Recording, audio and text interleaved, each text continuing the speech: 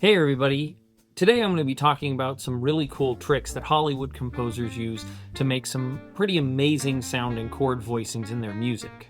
Sometimes when we think about modern composition, we think that everything has to be very complex with a lot of complicated tone rows and all these other crazy things, but in reality, sometimes it's just about the way we present the material. In these two examples, I'm going to show how just inverting chords can really create a whole new texture in the music.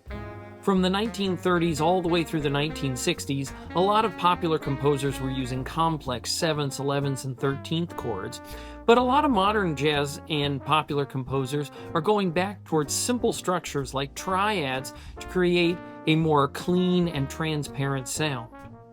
Does anybody remember the theme song to the cartoon show The Tick?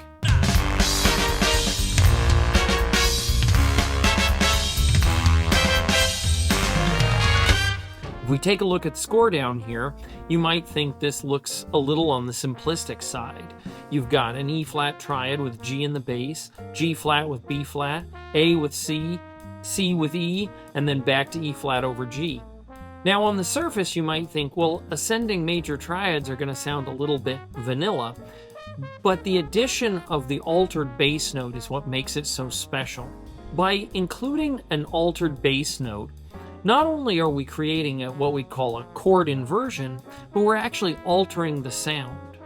When we hear harmony, we always hear the bass note as affecting the chord above it. So even though the note in the bass of each one of these chords is actually the third of the chord, because it's so low in the range, it affects the way we hear the chord. So it no longer sounds just like a major triad, it sounds like a different construct altogether. So again, we have triads with bass notes. So the melody is basically just an inverted triad, in this case a second inverted triad.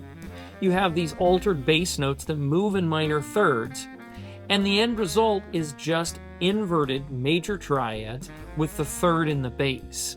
And you could create your own progression with just major triads with a third in the bass, and this creates a really effective sound. It's also important to note that because the melody note, aka the top note of the chord, is the same note as in the bass, it reinforces that note as being very important to the chord. Another example, very similar, is the little turnaround from the Cowboy Bebop theme, Tank.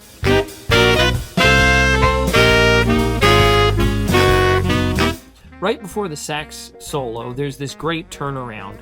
And in this case, we again have triads in the melody, but what we have in the bass this time is actually the fifth of the chord. And again, you'll notice that the top note of each chord is the same note as the bass note. And again, we have a non-functional progression, aka the chords are descending by whole steps this time instead of moving by minor thirds. But again, the melody is based on inverted triads.